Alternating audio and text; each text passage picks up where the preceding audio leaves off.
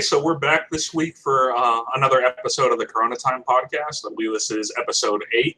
And this week we will be reviewing the 1986 film, The Mission. And yeah, so this has some interesting topics that we'll be discussing for sure, alongside just our general reviews of the film. So I guess we'll start, Chris. What were your initial thoughts? Oh no, I'm gonna let you start, dude. When I picked it, You're gonna let me start. I picked this film. Okay. I'll say this: I did pick this film because I had seen it as like a young teenager. I can't remember if it was like 05 or 06, but we grew up in a part of the United States that is influenced by a missionary. So when I was picking this week's film, that came to my mind. So, and I know that you went to a university that specifically was influenced by Jesuits. So I'm curious about your initial reading and a high level overview of the film. Sure. So I'll just give a little context or a little review of the film. So this film stars Robert De Niro in one of his earlier roles, and essentially he plays someone who was a mercenary and a slave trader in, I want to say it was the early 1700s as the sort of the time period. But it's essentially when they're trying to spread Christianity and Catholicism through South America. And a big center of the film is around Iguazu Falls, which is like I believe, oh my gosh, I can't remember if it's 3 or 4 countries touch their border at Iguazu Falls. But it's very famous. That's honestly one of my bucket list things is to see Iguazu Falls at some point. But anyway, so I digress. Essentially, it stars sort of Robert De Niro. He's a slave trader. It sort of follows him. He ends up catching someone who is his fiance at one point. She falls in love with his half-brother. And, excuse me, she falls in love with his half-brother, and he catches them in bed together. In an enraged fit, Robert De Niro gets very angry, and he duels his half-brother and ends up killing him, which you can tell weighs on him tremendously, and he becomes very depressed. And he sort of finds redemption through one of the Jesuit priests in the film, who sort of offers him sort of the path to, if you want to say, sort of redemption and salvation. But he has to carry this. Essentially, he sort of decides he wants to follow sort of the order of the Jesuit priests, and he pays a sort of long penance and ends up becoming a Jesuit priest throughout this. Now, there's a lot of sort of political dynamics throughout this film. A representative from the Catholic Church is sent down from Europe to South America to sort of rule as to whether. So to give more context, these missions, or the Jesuits set up missions throughout South America, and they offer sort of within the film, I don't know to the extreme historical accuracy of it, but these missions are sort of sanctuaries for the indigenous tribes to come and sort of be part of these independent missions. So they can be there, they can be free, they work, they own their plantations. They're these very independent little colonies there, if you will. Whereas Portugal and Spain constantly fight over sort of territory of the New World down in South America. And essentially, these two governments are sort of vying for position and control of certain parts of these two countries. But so those are the two main actors, but you also have the Catholic Church that has these independent missions that are run by the Jesuits, and sort of they're caught in the midst of all of this political turmoil. And essentially, as the film progresses, the Catholic Church representative who's to rule as to whether the missions are to remain independent or fall under Portuguese law. And so at this time, I also want to clarify, the Portuguese are very much in favor of slavery. So they capture a lot of the indigenous people and force them to work as slaves on their plantations in South America. And so the Portuguese government has put a tremendous pressure to essentially have these missions turned over to them. And essentially that's what ends up happening is the representative from the Catholic Church rules that the missions will fall under sort of Portuguese control, and much to the dismay of a lot of the Jesuit priests. And So they end up sort of fighting against the powers that want to topple these missions, and that's essentially what happens. And Robert De Niro unfortunately dies in the end. I don't know the full historical accuracy of that specific story, but a lot of the events are based on historical events that did happen. And so, sorry, I just had to preface that sort of overview. So, for those of you who aren't aware of sort of how the Catholic Church works, there are quite a lot of sort of orders within it. And so you can be, some of the, I'll just name a couple just because there's way too many. It's kind of like the different denominations within Protestant Christianity. So the main one here is sort of the Jesuits. And then you also have the Franciscans. And I think the Order of the Holy Cross. The Order of the Holy Cross is the only one, or I would say the less well-known one. But you may know it if you know the University of Notre Dame. That's actually the college that was founded under the Order of the Holy Cross. Don't forget about Opus Dei, dude. Okay, so we're... Sorry, go ahead. Anyway, I'm going on a long context, but there's a lot of sort of different topics that you sort of fall under this that you have to sort of lay the groundwork for to fully talk about it. So what I will say is in South America, it was the Jesuits that were founding these missions.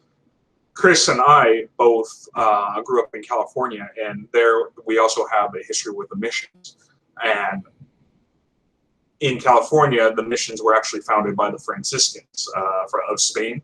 But something that was a little bit different is that the Franciscans, in their founding of the missions in California, they actually would sort of trick and enslave a lot of the indigenous peoples in California to build and work within the missions. So it was a little bit of a different dynamic between the Jesuits and the Franciscans at that point. I thought this film was pretty interesting if you are not aware of, for historical purposes especially, if you're not aware of some of the dynamics that were going on within the Catholic Church and a lot of the conquering countries from Europe, those being specifically Spain and Portugal, then it provides a lot of sort of context as to what was going on at the time and how these dynamics were often conflicting with the church. Not to say the church is in any way, the Catholic Church being is in any way sort of selfless, because they've done a lot of shady things throughout many countries over the years. I thought it was, I wouldn't say that this film was necessarily the best acted film. It was a compelling storyline. It sort of gives you sort of an insight as to what was going on at that point.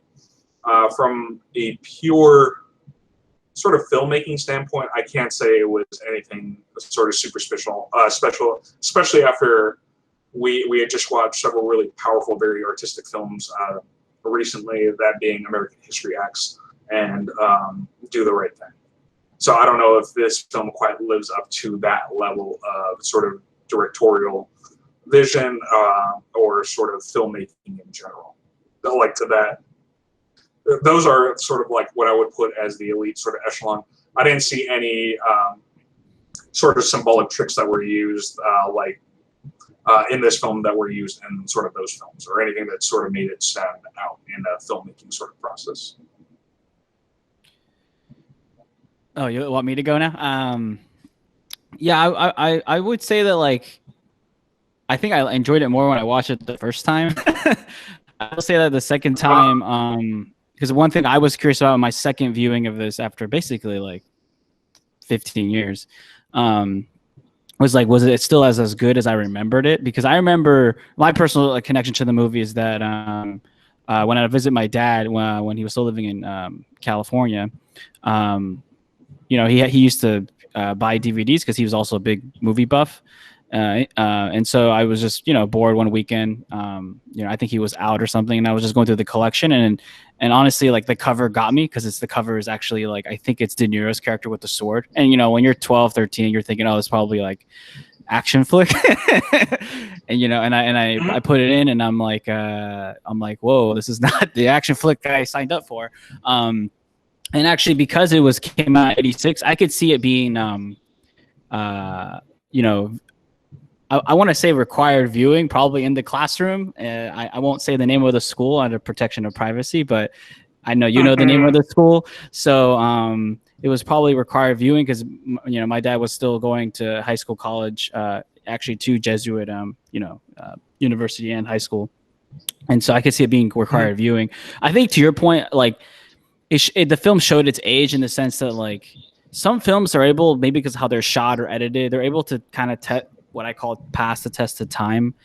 This one did feel kind of like, if you told me it was made in like the 70s or 80s, I would have bought it.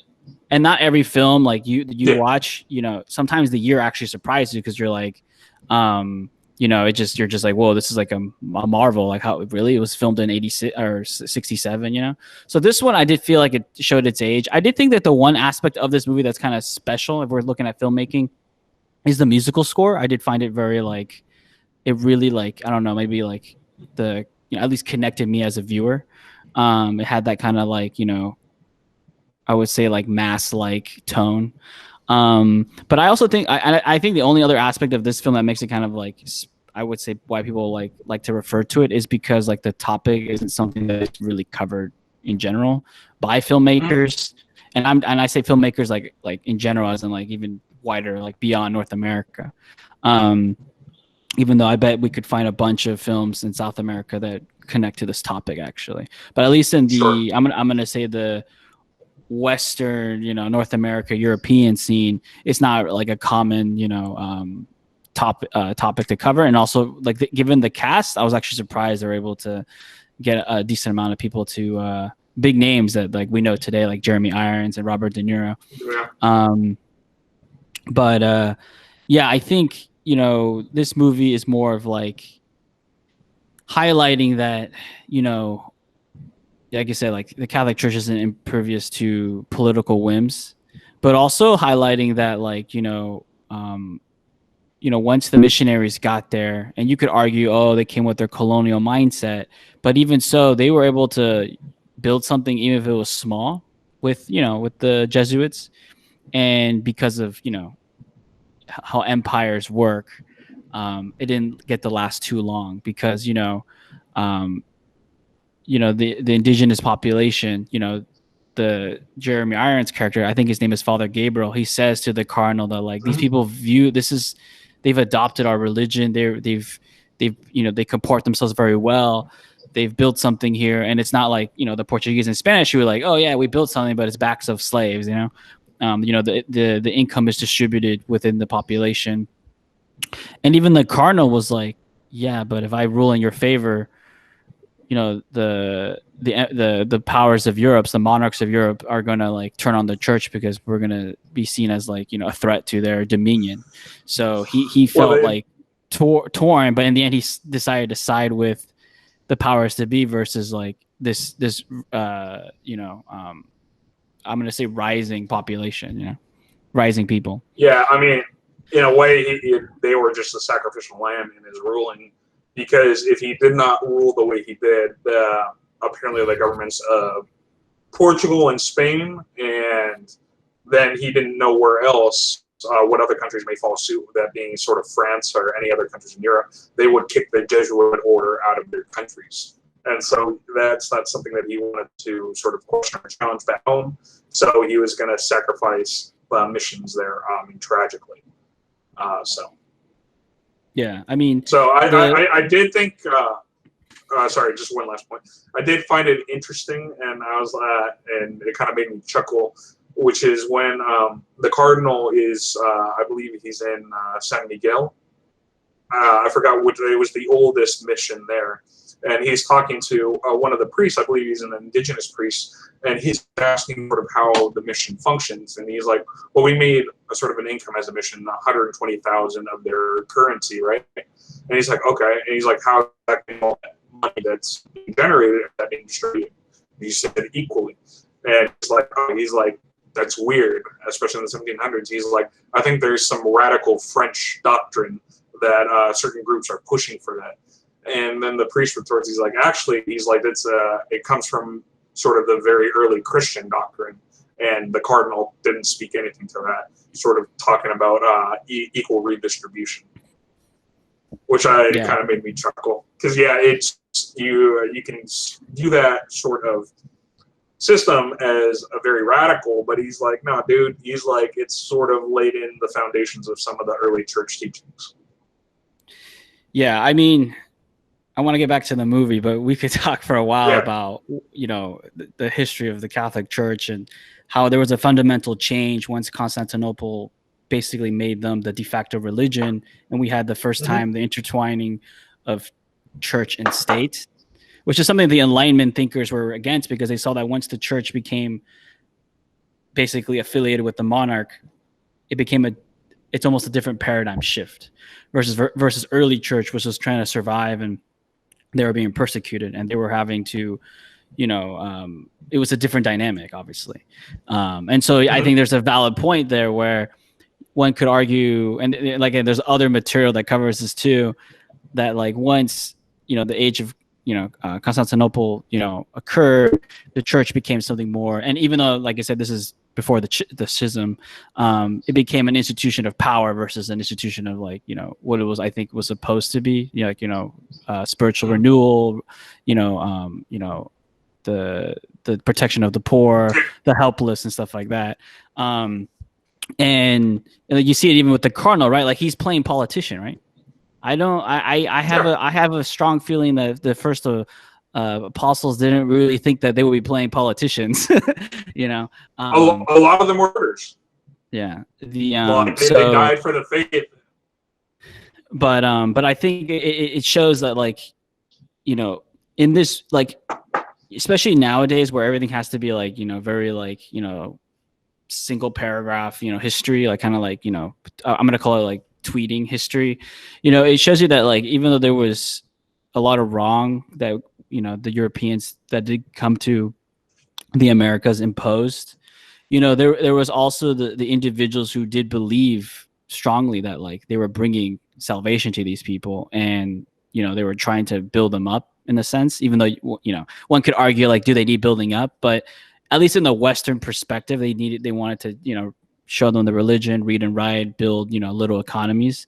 But in the end, like, if it doesn't serve the powers to be, they're just going to rip it down. And I think we covered this a little bit with, you know, when we talked about Rosewood, that, like, once those in, you know, who feel threatened, don't like what they see, they obviously, you know, act out pretty strongly. Sure. I was gonna ask you something about, like, I found interesting at the beginning of the movie that I think shows this age, is that, you know, I almost like the last third of the movie. Like, I feel like this movie is probably more known for its last third, like that epic last scene with, like, Jeremy Irons' character with the cross, and, you know, he gets shot, and, like, somebody else picks it up because, you know, that's the way of faith in a sense. But in the beginning, when how De Niro actually ends up, like, becoming a Jesuit, like killing his brother and stuff, I was just like, maybe I'm not understanding cultural norms of, like, the 1700s, but it's like, so they're fighting over a woman and they fight in the street and he just kills his brother. Like, that seemed kind of abrupt. I don't know. That was just me. And I was just like, I don't, like, did he really love this girl that much? I mean, it was kind of like, you know. Well, think about it, Chris. I don't know if the acting was as believable, right? And we can, but just from a thought process, if you had a sibling, if you were engaged to someone that you loved, and then you were away, right, doing your work, and then you come back and she's like, actually, I don't love you anymore. So, brother, we've been in love for like six months. You'd probably be, like, pretty emotional and pretty furious, and then you catch them in bed together. You might do something rash and irrational. I guess. I mean, maybe to your point, it was more of like the depiction and the acting, but I guess the scenario makes sense that he would be angry. But I don't know, to kill your own brother, I feel like that's a bit. That is, you have to really love the girl a lot, because I don't know, like, you know. Dude, I mean, there are things even in our culture, Chris, that are known as crimes of passion, right? So it's not that unbelievable. I would disagree with you there. Yeah, maybe like stories that are pretty brutal and messed up. To your point, it might have just been the actual depiction of it. Like, I just didn't feel like, you're right. Maybe it was depicted a little bit differently. I would have been more like, okay, it would have made more sense. But I know, I just felt like, okay, like, they're rushing this to give him I feel like it was a mechanism to give him a reason to be, become a Jesuit. You know, I thought that sequence was too quick, right? And, like, it didn't really develop. It was like all of, like, 4 minutes or something like that. So I was like, okay, I was like, they were really trying to rush this and like shift them into his role in becoming a Jesuit priest, right? And so I didn't think that acting was great. But if you had given I would say an actor like Edward Norton that script, he would want to get everything down to a T. I'm sure he could make that scenario very believable in writing and both acting. Yeah.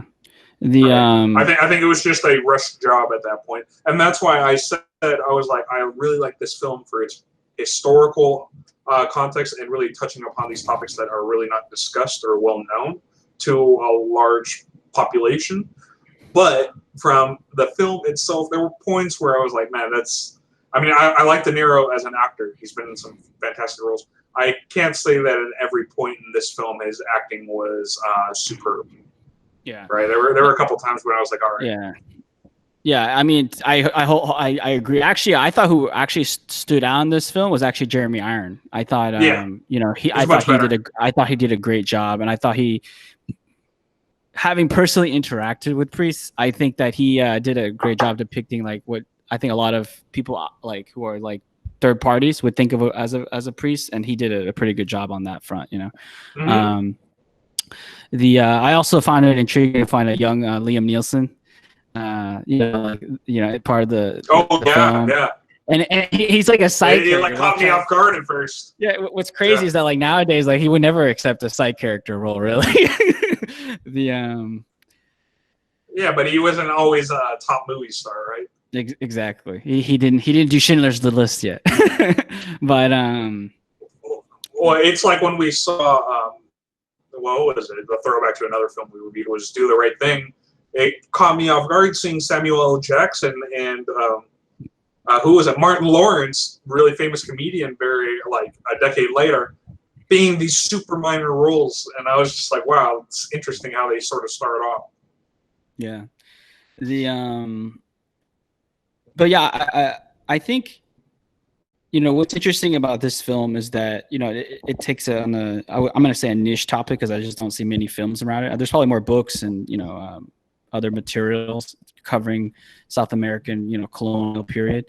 But I thought what I found interesting too was like the kind of like what I think. So to your point about the acting in the beginning, I think they rushed the beginning because I think they wanted to get to like, I hate when like writers or movies do this when they know where they want to get to, but they feel like they got to fill in some, exposition to get there.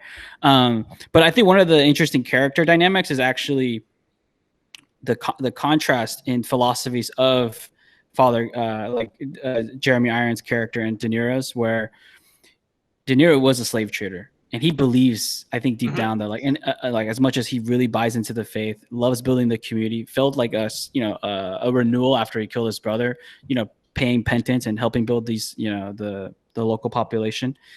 But like when came the moment of conflict, he reverted to like, I have to let go of my, the order because I believe that like we're only going to survive if we fight back.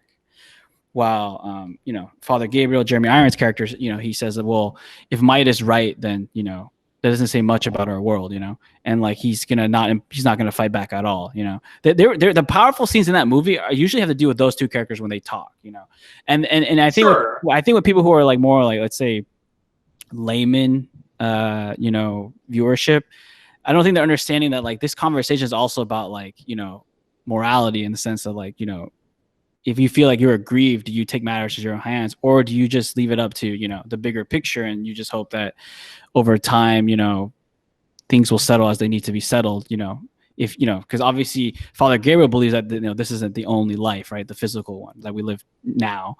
And so it was very interesting. And I thought that was an interesting aspect to the movie too, that like, I don't think gets the conversations because like it's easy to focus on like, the historical picture and stuff, but they have really good scenes actually. I think like to your point, I think the movie's imperfect because of the beginning maybe a little bit, but also like you said, it's structure. But I think those two, when there's those two pair and they have conversations, I think it was really good. So. Mm-hmm. No, I mean, I definitely agree with that. It was interesting because they just have two different philosophies, right? So they were often clashing. And Iron's character is one who is faith is all about, love. And that's essentially what it comes down to. And so that's why he doesn't agree that he can sort of fight despite the atrocities that will be taking place, right? And De Niro's character, I believe it was Mendoza, he was essentially, he was essentially of the believer. He's like, no, he's like, we know what's coming. And he's like, and he's grown to have a great love for the indigenous tribes there and the people. So he chose to sort of show his faith and his standing with the people in a different way. Rather than just practicing their faith, he's going to go and fight with them, which is what most of the priests did. And so it was interesting seeing those two sort of styles butting heads at quite a few scenes. And those were definitely some of the better ones in the movie, I would say, is sort of that contrasting dynamic between the two characters. And I do agree, one of the more powerful scenes in the film was when Jeremy Reynolds' character is shot and killed, and I believe he's carrying a cross or some sort of Catholic symbolic. I believe it was a cross, and he falls and collapses, and someone else sort of picks it up. And I think it was more symbolic when there's like, even though these atrocities are taking place, the faith will still sort of go on. Yeah, I was gonna ask you, what do you think of the cardinal? Because he was probably like, other than those two like main characters, he was probably like the most important like third like ranked character. Well, the cardinal he was the one who sort of just.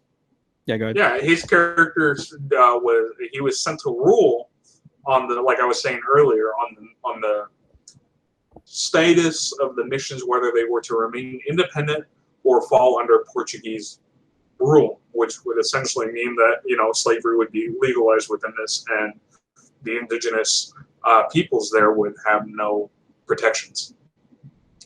And unfortunately, he succumbed to the pressures from back home, because he knew for a fact that if he ruled in favor of independence of missions, the church would lose tremendous power in Europe. And so he wasn't willing to sacrifice that or do the right thing because of the repercussions of that may bring back home. And I mean, there's a lot of different characters throughout history who sort of would make and have made similar decisions to that extent. And so it was really not surprising that he ruled in that way. What did you think of his line at the end? His last line, pretty much, that like, he's having the conversation with, I can't remember the other character's name, but like he says like, this is how the world is, and he says like, no, this is how we've made the world. I thought that was a pretty good, Oh yeah, it was very good, and within the history of the Catholic Church, it's very fitting, because a lot of the decisions sort of create and craft how the world has sort of come to be, and some in good ways. I mean, I would say the Catholic Church, especially in the U.S., and specifically the Jesuit order, since I went to a Jesuit university, they really pushed education, and I think that's one sort of positive outcome. That you can look all throughout the country, and there's Jesuit universities everywhere. There's probably close to, I would imagine, like 100. So they've done that, but like from the other things that the Catholic Church has done that have not been so great has obviously been sort of the building of the missions in California, in terms of like the Franciscans. They had the indigenous tribes in California, they forced them into slavery and helped them build forced them to build the missions. That's one thing. And like you can even look at when the peoples of these countries, what is now like Chile, Brazil, Paraguay, Ecuador, when they all wanted their independence, and Simon Bolivar was leading them towards independence, Catholic Church was the ones, the leadership was condemning them, right? So they made their decision. They could have been in support of these peoples and their fight for independence, but that wasn't to the benefit of the church itself. Same thing happened in Mexico when they were seeking independence from Spain. I mean, and you can see they're like, no, and that was a big debate that even in this film they were trying to make, was that some of the Portuguese, I can't remember the character's name, but he was basically trying to, after the cardinal had seen one of the kids he was singing from one of the indigenous tribes, and he's like, man, it was just angelic, right? Just hearing and hearing the kid's voice. And he's like, wow. And they were trying to essentially decide, whether these people were actually people, or like the Portuguese sort of hierarchy was saying, no, they're just animals. I mean, brutally so. But the cardinal was saying, or because he made the analogy that, you can teach a parrot to train or to like talk. So a parrot is an animal. And he's like, but the cardinal was saying, yeah, but you can't teach a parrot to say things with that sort of melody and that sort of power of music, right? And so the one thing that I will say about this film, or I'm sorry, I'm going on tangents, but the one thing that I also want to bring up on this film was that, music was definitely sort of a very powerful tool, right? And it really showed sort of the I would say the humanity of people, which was as Jeremy Irons' character at the beginning was playing the flute, and that's how he gained the acceptance into the tribe. There were many different points where music was, seen as a tool to sort of bring people together. But circle back to my previous point, yeah, there's been a lot of decisions that the church has made throughout that have not, I would say, been the right decision to make. Going back to the music, I know I brought it up earlier too. I think it's one of the special aspects of the movie. If I had to pick I think there's only one, which is the music. And I think it's because music was used as a tool, like you were saying, of showing like even what we know, like in personal level, that like music in whatever form it is, whatever genre it is, it can be a unifying factor for people who have language barriers, who have, like just different, maybe they come out of different socioeconomic backgrounds. There's a universality about it. And I think that's why it was used as a very like a strong mechanism in the movie, because like they don't know the language in the beginning. They don't really know these. Even the cardinal doesn't really. He's trying to do like a snapshot judgment, right? But music is a great way to like show like that. These are people. They have their own history, but they've also incorporated a lot of the, the teachings that the Jesuits have brought them. And I think, I think it was the Portuguese, their characters that were really strong. Like, like even if they could sing, even if they could, bleed, they're not us, basically, because they already had their mindset, right? They wanted more money, more control. Like they didn't really. I mean, honestly, I wouldn't be surprised if like Jesus showed up in that movie and they would have been like, no, he's not Jesus. He's impeding my profit margins, And I think there's still attitudes you see today where, people, they'll say, one thing publicly because like, it doesn't hurt their bottom line, but like they don't really care, like they just want to keep, the money flowing, the coffers full, I mean, yeah. You can see that within sort of recent scandals within our government, where some Congress members were telling people, sorry, this is a quick analogy, some Congress members were telling people, no, everything's fine with the markets. This is during the early times of the coronavirus lockdown, or before we even went into lockdown. Everything's fine, everything's cool with the market, there's nothing to worry about with the coronavirus. And then immediately, or like a couple weeks after that, we go on a lockdown, come to find out that while all of these politicians were saying that, on one hand, in reality, they were pulling out like millions of dollars out of the stock market for fear of what was going to come. So, I mean, people are going to say whatever they can to, like, I would say to save their bottom line out of greed. Yeah. And this particular movie too, like we're covering in this, this week's review, analysis, whatever we want to call it. And I know that in general, I don't think this movie's like really going to get a lot of hits, because this is even a movie that I wouldn't really recommend to everybody, but people who will probably have an understanding of like, this movie is like a movie I would recommend if they knew of, like they even knew at like a superficial level, what the Jesuit order is. Because I feel like if you go in this movie blind, I think the reason I probably enjoyed it as a, let's say, young teenager is because like, I probably was weird for me to see a movie about Jesuits, like, in a very like delicate way, like not like romanticizing them, but also not, just given the high level, cookie cutter stuff.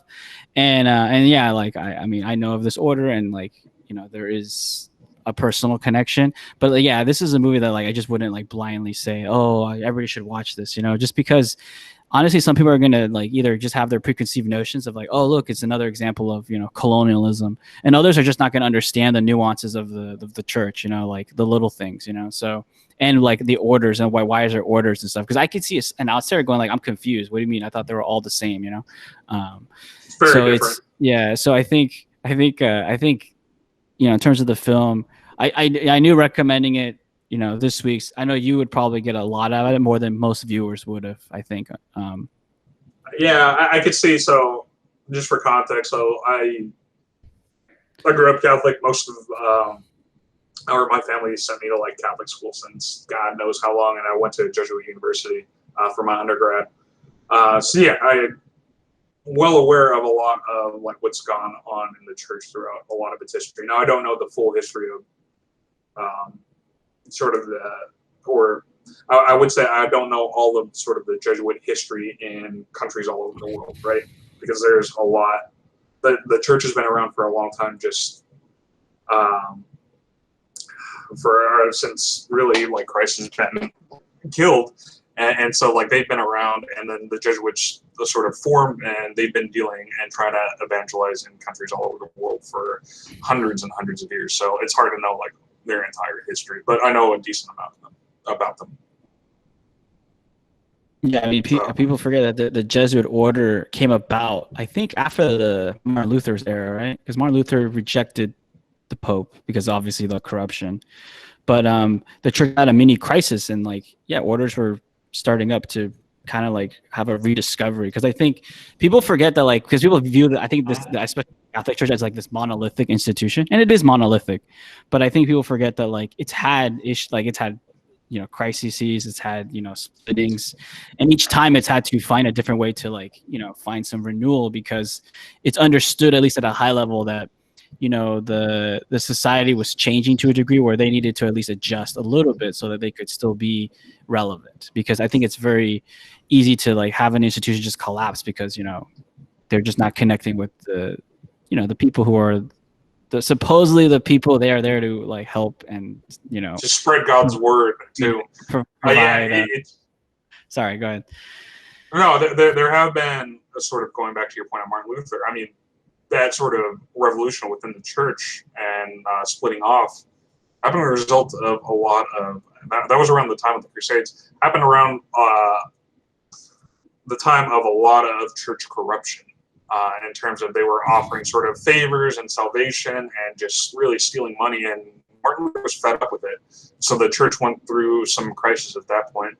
Even recently, within the 60s, they went through sort of Vatican II, where they had to sort of pull back a lot of their, I would say, more archaic policies and sort of look to what was going on in the present and future times, right? Because the church has had and still has a lot of things that kind of need to be reformed, in my personal opinion. That was a loaded statement. That was a loaded statement there. Yeah. Having grown up within the religion, yeah, that's something that's just in my opinion. I mean, even today, there were still issues with Vatican II, but I won't get into that. But there are totally issues. What I'm saying is, at that point, they were trying to, like, it was even worse before Vatican II, right? It's not like it was a cure-all, but they wanted to make some different changes. That, like, part of that, I'm pretty sure you can only say Mass in Latin, right? You couldn't even know what was going on. I think the language change was good, but I would say that it was significant. I would say. I would say some of the tweaks they did with like to nuns and stuff was probably, honestly, it's probably misogynistic, because nuns do a lot of work, which is proven, and they actually sacrifice a lot themselves, and for their status to be degraded, I think it says a lot about, again, misogyny probably within the institution itself, that they were willing to do that quickly. It is a pretty patriarchal. When people say the patriarchy, that is a very patriarchal institution. I mean, it is by design, right? Only men can become priests, right? The spiritual leaders within the religion, and there's still like a lot of things that need to be changed. And I mean, clearly there's a lot that still needs to be done within I would say, the hierarchy. I know we're going off tangent from it, but it's still relevant because we're talking about this institution. I mean, the Catholic Church didn't really deal with its skeletons in the closet, I would say, when a lot of the pedophilia scandals came out. Right, and in some countries they still don't really want to deal with it. Yeah, I mean, that's a totally different podcast topic, but going back to the movie a little bit, you know, again, that's why I think this movie is, like I said, it has a certain target audience. We're probably in that target audience, to be honest with you. So like, I could understand when people like watch this movie, they're like, wow, this movie, why do people talk about this movie? And it's like, because, you know, like you said, if you look at it a pure film like perspective, you're like, okay, the editing is kind of the beginning is sloppy, but like I said, I think for people who like us who don't see a lot of the stuff on the screen, we're like, oh, well, you know what, this movie I'm gonna remember. You know, because it's like I don't see a lot of films covering this, and this is intriguing. So I mean, I would say for historic, like there are certain parts of the film I really like. I can't say that I liked everything about the film. The historical context, the subject matter is what's really interesting about this movie. And I will say that I did like a lot of the cinematography around the waterfall scenes. Some of them were kind of, I would say, kind of corny looking, like when there's a scene where they're chasing after, I believe it's Liam Neeson's character, and he gets shot, and they're chasing. He's like after them, and they're rowing down, and then they get to the point where they can't go back because the currents are taking them, and they fall over the waterfall, right? And some of the way that they were falling was just like, I was like, oh, come on, man, this just looks so bad. That was a bit corny, but that's it was corny. But I do like the sort of a lot of the imagery of the cinematography around the waterfalls. But that speaks to, again, probably the other music was, to me, number one. Number two was the fact that they shot on location. I think that's also like important. Yeah, you know? I think it's so easy to be like, oh, we shot in, you know, Canada or something, but no, they shot on location. I think that added a little bit of authenticity to it. Yeah. Not completely though. Some of the scenes were, most of it was shot on location. Some of the scenes were actually shot in England. I read up on this. But I think those are the scenes that they had, like the ones that they did with like the mimicking, like the, sorry, when I meant on location, I mean like with like the indigenous people. I mean, I'm assuming a lot of the other scenes they couldn't do on location. Like all that, there's no way they're paying to build like these fake sets on location. So I mean, I always find that unrealistic. You know, like there's a budget, right? Right. But I mean, like it's easy to some of that was interesting.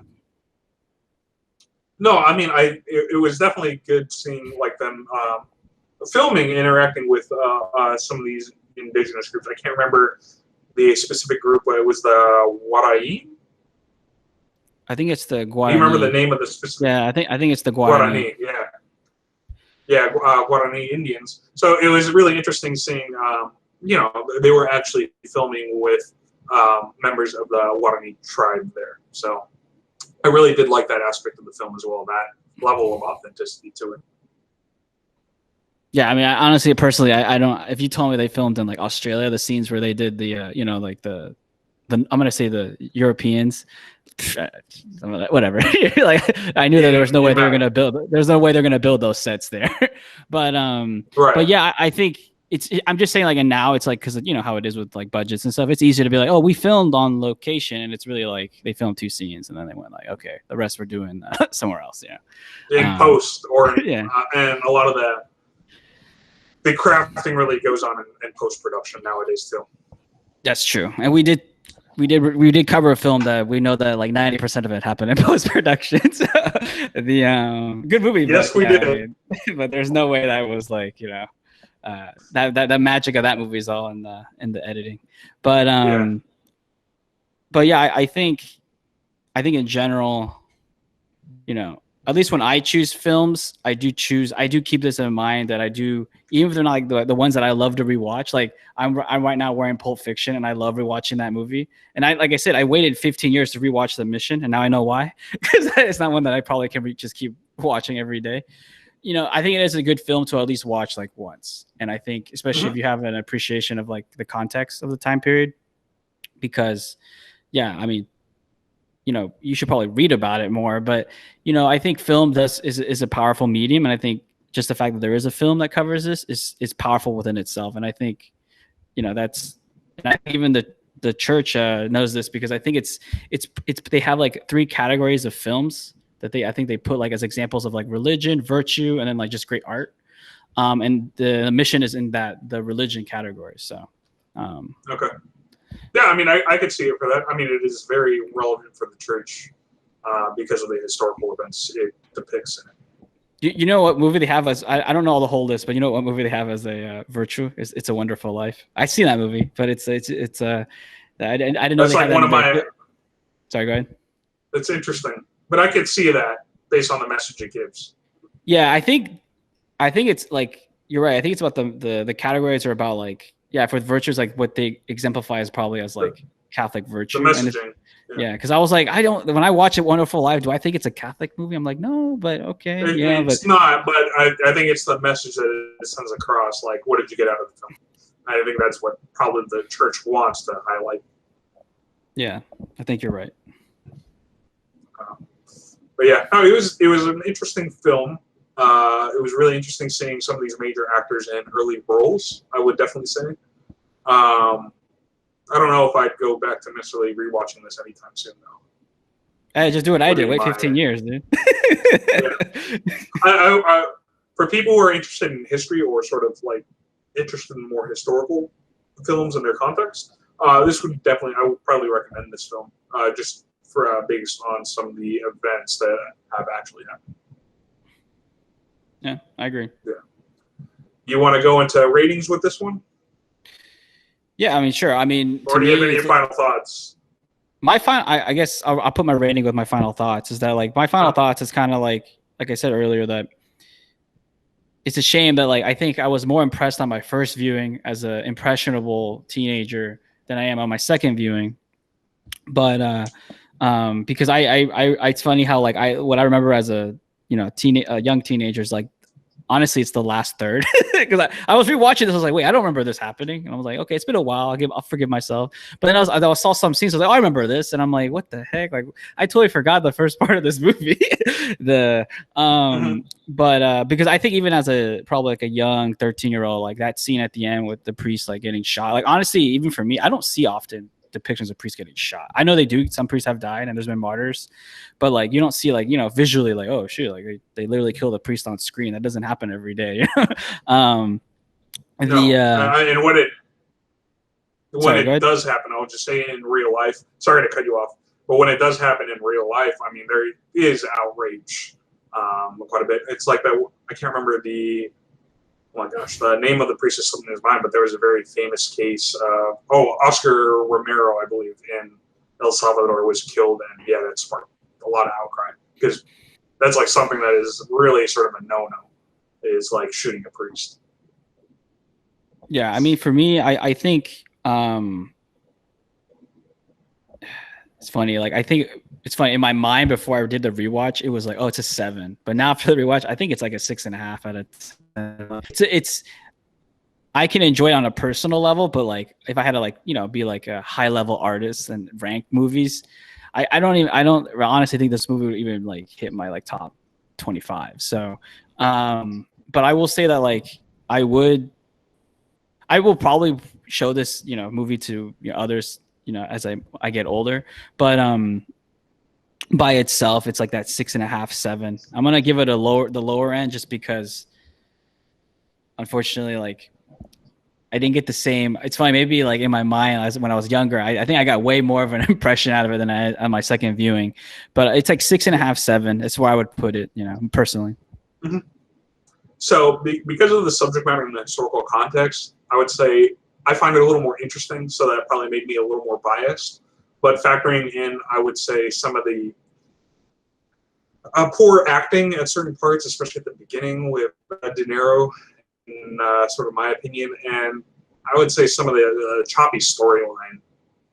I can't really justify giving this film anything higher than a 7, in my opinion. And really, the 7 is just bolstered by the fact that it was really interesting seeing the depiction of some of these historical events within the film.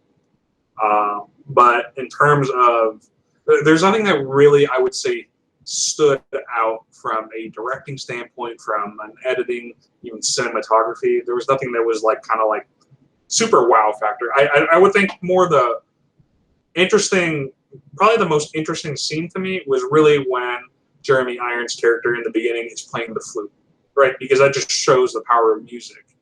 But there was nothing that was like a super wow inspiring like performance in this film to me personally. It's not like last week where we reviewed American History X. And to me, that is one of the most brilliant performances just from any one actor I think I've ever seen. And borderline Edward Norton alone carried that film, in my opinion. Like, if you had put anyone else in that role, the film is not as good. But Norton just absolutely killed it. There was no one that really stood out from an acting standpoint to me. Even cinematography, a film that I sort of, I would say, I think it got a little more hype than I would have liked, but being The Revenant, the one thing that I did enjoy about that movie is they had amazing cinematography in that. And that film was shot very well. That was overrated. Come on. It was overrated, but from a cinematography standpoint, that was like one of the best films I've ever seen in terms of the visual sort of eye candy of it. Yeah, I mean, I'm glad DiCaprio finally got an Oscar, but I was just like, really, out of all the movies, that's the one you get it for, man. You did so many other great roles. I know, truly. Best supporting actor. I will say, best supporting actor that year should have gone to The Bear. Yeah, The Bear was awesome in that movie, dude. He should have been best actor, dude. Yeah. But yeah, I mean, yeah, I agree. Like, I think we're on the same wavelength here. Though, like, you know, and I try to remove my personal like bias towards like the subject matter, where, like I said, it's the movie just has a lot of problematic flows. Where, like, you know, like I said, choppy. Why he wants to become a Jesuit, and then you know, even some of the scenes with the cardinal and the other side characters, they feel kind of like, it feels like maybe in the era of Netflix it would have been better, because what I've noticed with Netflix movies is that they usually give the director more leeway, and so the movies end up actually being longer than you think. Like, I'm thinking of The Irishman and other recent films. While, like, I feel like maybe in this era, maybe there was footage dropped to make it shorter, right? Because maybe this movie would have been better as a. I don't think every movie is good as a 3-hour film, but I think this film might have been better as a 2 hours and 45 minutes. You know how some films you're watching, you're like, too long. This one, I felt like it was actually too short. And actually, that's interesting because I had issues with the movie, but I was like, I feel like there could have been more here, you know? I felt the other thing is whether, even while that's interesting in terms of the actual battle that takes place in the last third, I felt like, this is just me personally, that shouldn't have been sort of the prime focus. I get that they had to make it sort of an epic, but really what made this film more interesting to me was sort of the historical context. I felt like they could have fleshed out a lot more detail within that, some of the more dynamics that could have made it more powerful to me. Exactly. So, like, if you want, go ahead. If they, just I guess another place they could have done a better job, I would have, just to me personally, is like, Sioux Falls is like an amazing location to shoot at. And while I did like how they shot, you know, some of the waterfalls, I didn't think quite like the way that the falls were shot really gave it justice. I felt like if you had the right cinematographer in there, you could have gotten way better shots. Like whoever did the cinematography, I can't remember his name, in The Revenant. Like, if he had gotten on set, man, you probably would have been like mind blown by some of the shots he would have gotten for the film. Yeah, I mean, to your point, yeah, I mean, I think, I know that you're focused on the scenery, but I think, like, to your point, like even elaborating more about, like, you know, the mission life, or even like some, you know, back, you know, political stuff. Like, well, yeah, my whole point, I think we agree, is that, like, if they added 30 minutes, I wouldn't have been like, oh, this movie's too long. You know how there's movies that you're like, oh, you know what, I'm watching this and it's like, man, I'm thinking of what's a good example is the Wolf of Wall Street, right? I remember in the theater watching that going like, okay, like, it's not over yet. But this one, when it ended, I feel like, oh, you know what? I feel like there could have been another 30 minutes, you know, at least minimum, you know, even though if it has all its imperfections, because they could have, like you said, explored some aspects that, you know, the history's there. Different. You know, they could have easily, like, dug into that. So, I think that's the shame too. Is I think they could have done a little bit more, and that's probably, like, just that's what happens with some films, right? They just don't have the, you know, the backing to make, like, you know, more of an unedited cut, you know. And I can't find it actually a director's cut of this film. There probably is one, so maybe that's the one that has a more extra. But that's where I leave it at that. Like there's some unfulfilled potential with this movie, which is a shame. But yeah, I think that's very well put, and I definitely agree. Where it just seemed like, it wasn't quite finished. Like there's more that could have gone into it. Yeah. Yeah, but anyway, I think that's pretty much our thoughts. If you liked our commentary, then please like and subscribe to our channel. And let us know what you thought of the film in the comment section below. So we'd love to hear. I mean, we both are slightly biased because we both grew up in sort of Catholic families. So we'd be interested to hear like different perspectives on and different takes on this film and the historical context within it as well. So anyway, stay tuned until next week.